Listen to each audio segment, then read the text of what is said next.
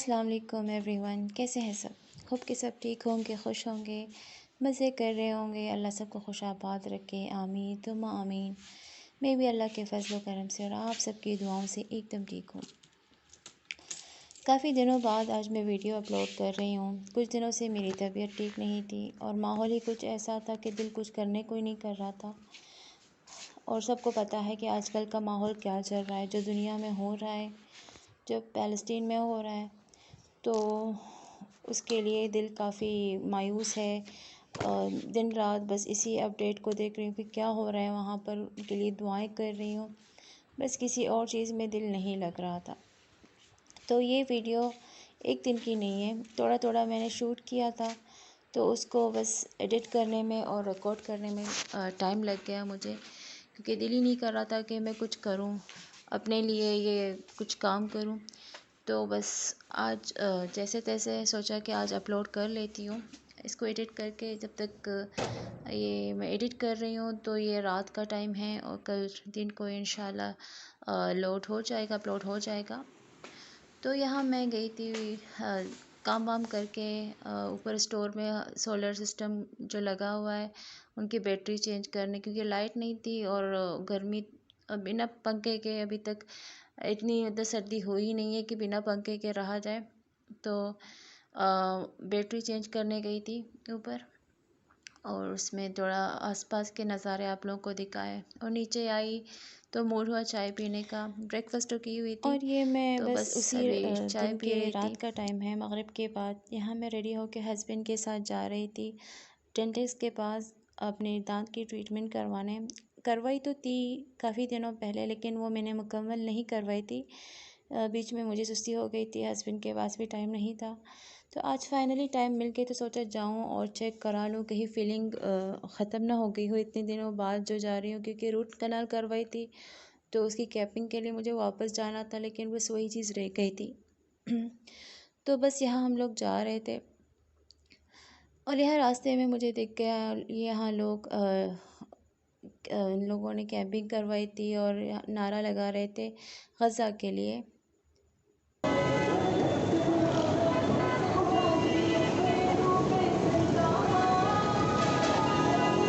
अल्लाह सबको तौफीक दे, अल्लाह सबको हिम्मत दे, सारे उम्मत मुस्लिमा को कि वो एक साथ खड़े हो जाएं। और ये हमारी आजमाइश का टाइम है कि हम उनके साथ खड़े होते हैं कि नहीं होते हैं। वो कितने बेबस हैं, वहाँ पर एक ओपन जेल में बंद हैं, इसराइलियों के हाथ, यहूदियों के हाथ।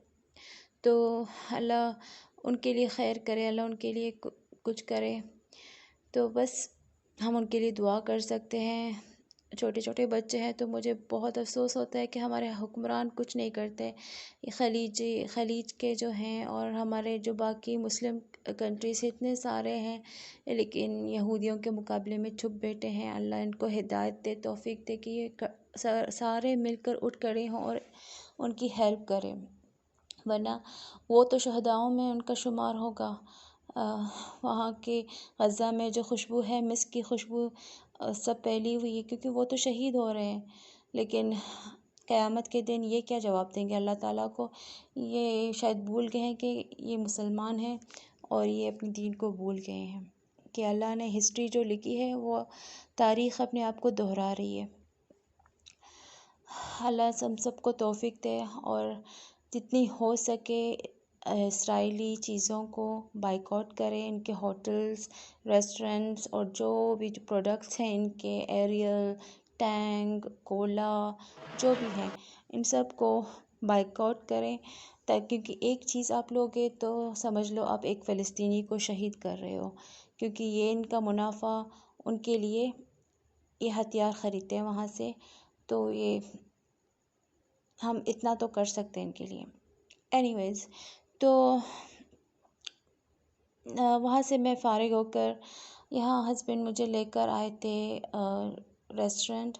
मैं तो खा नहीं पा रही थी क्योंकि मुझे मेरे दांत में इंजेक्शन लगा हुआ था, तो उन्होंने कहा था कि आधे घंटे के लिए कुछ ना खाएं। लेकिन हस्बैंड फिर भी मेरे लिए यहाँ क्लब सैंडविच ऑर्डर की थी और अपने लिए रेशमी कबाब। तो यहाँ पर मैंने सोचा चलो स्लाइसेस है, हल्का फुल्का तो हल्का सा ट्राई कर लेती हूँ। तो लेकिन मुश्किल हो रही थी एक साइड से खाने से। तो बस यहाँ हम इंजॉय कर रहे थे और था तो मज़े का, खैर बहुत मज़े का था। पहली दफ़ा आए थे इस रेस्टोरेंट। मैंने मेन्यू में दिखाया था इसका नाम, अगर किसी को जाना हो तो ज़रूर जाए, बहुत अच्छी साफ़ सुथरी और अच्छी जगह है। तो ये सारा रह गया था, तो इनको हमने पैक करवाया था क्योंकि इतना खाया नहीं गया। मुझे इतनी भूख लगी नहीं थी, सिर्फ़ एक सैंडविच खा ली थी। क्लब सैंडविच में सिर्फ़ एक वाली मैंने खाई थी, उससे ज़्यादा मुझे भूख ही नहीं थी। तो बस ये उसके अगले या उसके बाद वाला दिन है। यहाँ हस्बैंड बच्चों को लेकर जा रहे थे बाग़ की सैर कराने। तो हस्बैंड ले गए थे, तो मैंने सोचा बच्चे घर पर नहीं है तो कुछ काम ही कर लूँ। यहाँ थोड़े कपड़े बिखरे हुए थे तो सोचा इनको मैं ठीक से रख लूँ। बच्चे ना हो तो इजी रहता है काम करना, वरना बच्चों के पीछे भागते रहो तो बहुत सारे काम रह जाते हैं। इनको कभी ये करो, कभी एक बुलाती कभी दूसरी बुलाती, उनके काम के चक्कर में घर के काम रह जाते हैं। तो बस ये मैंने सारे ठीक करके ड्रॉअर में रख लिए थे क्योंकि ये मुझे इजी रहता है बच्चों के लिए यहीं से लेना। तो बाकी कपड़े तो खैर अलमारी में होते हैं इनके, तो सिर्फ़ ये जो कुछ चीज़ें हैं तो मैं अपने पास रख लेती हूँ। यहाँ पर ये बाग़ है, बहुत प्यारी बाग़, यहाँ पर मज़ा आता है। मुझे तो बाग़ बहुत पसंद है और बच्चों को तो खैर वो तो एंजॉय करते हैं। ये किसी और की नहीं, मेरे हस्बैंड के समझ लो दादा के कज़न होंगे या उनके भाई होंगे, जो उनका इंतकाल हो गया लेकिन अभी उनके बच्चों के पास है ये बाग़। इस जगह का नाम दरसानो है, तो हमसे करीब है, इतना दूर नहीं है। तो हस्बैंड बच्चों को ले गए थे वहाँ पर। यहाँ पर बच्चे एंजॉय कर रहे हैं, खेल रहे हैं। देखो अगर रोड हो तो ख़तरा होता है, लेकिन बाग़ हो तो बच्चे इजीली भाग सकते हैं, खेल सकते हैं। उनको चाहिए भी ऐसी जगह जहाँ वो ओपनली खेल सकें। I just enjoy and love this view.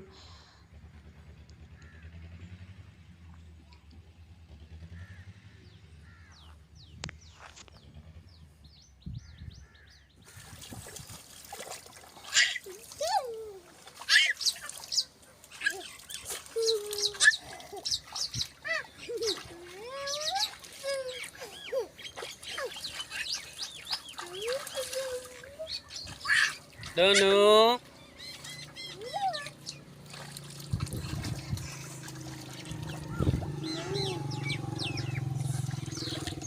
दोनों hey ऐसे चीज़ जस्टिंग। तो यहाँ मैं बनाने लगी थी खाना। आई गेस मुझे एग्जैक्टली याद नहीं, मैं अभी काफ़ी दिनों बाद इस वीडियो को रिकॉर्ड कर रही हूँ कि मैंने उसी दिन ये खाना बनाया था, उसके अगले दिन। तो यहाँ मैंने ये वीडियो शूट की तो इसको भी मैंने इंक्लूड कर दिया इस वीडियो में। यहाँ मैं बना रही थी चिकन दो प्याज़ा, फ़र्स्ट टाइम बना रही थी, लेकिन इसकी काफ़ी वीडियोस में मैंने रिव्यूज़ देखे हैं इसके। सोचा हम भी ट्राई कर लेते हैं। तो यहाँ मैंने ज़ीरा और दालचीनी और लौंग और काली मिर्च साबुत इसमें कुछ कुछ डाले, ज़्यादा नहीं डाले। तो उसके बाद मैंने डाला एक मीडियम फुल साइज़ का अनियन, तो इसको मैं ब्राउन करने के लिए मैंने रख दिया था। इसके बाद मैं इसमें डालूँगी अदरक लहसुन का पेस्ट।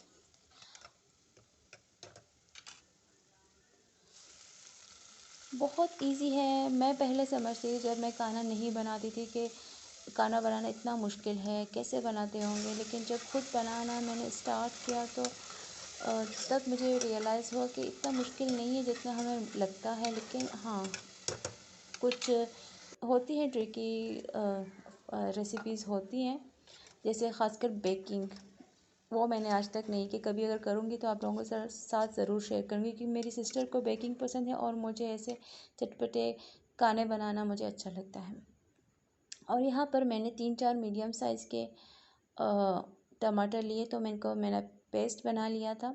मैं अक्सर ऐसे ही करती हूँ क्योंकि मुझे चाहिए कि जल्दी फटाफट चीज़ें बन जाए। आप चाहें तो आप चॉप करके भी डाल सकते हैं, ऐसे काट कर भी डाल सकते हैं, उसमें कोई इशू नहीं है। लेकिन हमारे यहाँ जो कि फिर मसला हो जाता है, लाइट चली जाती है, सबके जनरेटर्स ऑन होते हैं as I said before in my videos, तो मुझे ईजी रहता है। और मसाले में इसमें सिंपल रहते हैं, सिर्फ ज़ीरा पाउडर और धनिया पाउडर, लाल मिर्च, हल्दी, नमक, ये सिंपल, और काली मिर्च, दैट्स इट। बस यही सिंपल से मसाले इसमें जाते हैं। मैंने लाल मिर्च थोड़ी ज़्यादा डाली थी क्योंकि मेरी लाल मिर्च स्पाइसी नहीं थी, तो इसी वजह से मैंने ज़्यादा डाला ताकि कलर भी अच्छा आए। लेकिन अगर आपकी स्पाइसी है तो आप ज़रा ख़्याल रखिएगा। और ये जो आपको साइड में मेरा शान मसाला दिख रहा है, इसका थोड़ा सा मैंने ऐड किया था, वो है नहीं रेसिपी में ओरिजिनल, लेकिन ये थोड़ा मैंने अपना तड़का इसमें इंक्लूड कर दिया था।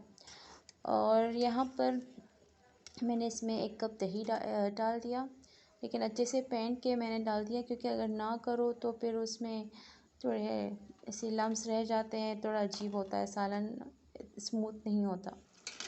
तो मैंने फिर हल्की आंच पर इसको छोड़ दिया था 10-15 मिनट के लिए। और यहाँ मैं चिकन को देख रही थी, वो अच्छे से गल गया था और वो सालन तो खैर हो गया। लेकिन अब आती है इसके तड़के की। तड़का समझ लो, लेकिन ये एंड पार्ट है इस सालन का जो बहुत इम्पोर्टेंट है। इसी की वजह से शायद इसका नाम दो प्याज़ा है। पहले मैं सोचती थी कि क्या ऐसा नाम क्यों रखा है, लेकिन अब समझ गई क्योंकि इसके शुरू में भी प्याज जाता है और एंड में भी। तो एंड में भी मैंने यहाँ 2 प्याज लिए थे और उसको मोटे मोटे काट लिए थे।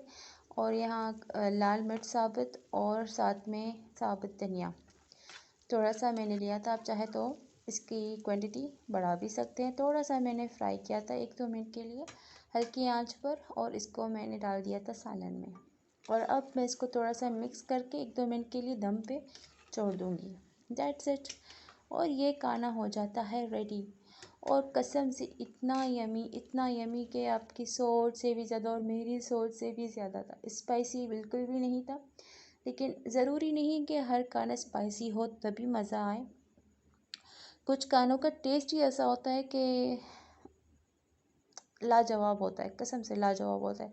मैं इंशाल्लाह दोबारा भी बनाऊंगी ये बहुत जल्द। तो अगर आपने कभी ये रेसिपी ट्राई नहीं की है तो मेरी रिकमेंड पे एक बार ज़रूर ट्राई करें। कसम से आपका हाथ नहीं रुकेगा, आपका दिल करता है कि आप खाते जाएं। और मेरा ऑयल यहाँ पर ज़्यादा है आजकल, पता नहीं क्या हो रहा है मुझसे, लेकिन वैसे होती तो शाइनिंग अच्छी होती है। लोगों ने सही कहा है कि ऑयल से कानों की लुक अच्छी आती है, शाइन होती है, लेकिन हेल्थ वाइज खैर ठीक नहीं होता। मैं इस बात का ख़्याल रखूँगी। पहले मेरे खाने ऐसे नहीं होते थे, एकदम कम ऑयल में मैं बनाती थी। आजकल पता नहीं मेरे साथ क्या हो रहा है। तो बस ये वीडियो इतनी सी थी। आई होप कि आप लोगों को अच्छी लगी होगी। अच्छी लगी है तो प्लीज़ लाइक करें, कमेंट करें और सब्सक्राइब तो लाज़िम करें। बेल आइकन का बटन दबाएं ताकि मेरी अगली वीडियो आपको फ़ौरन दिखे। अल्लाह हाफ़िज़, टेक केयर, बाय बाय।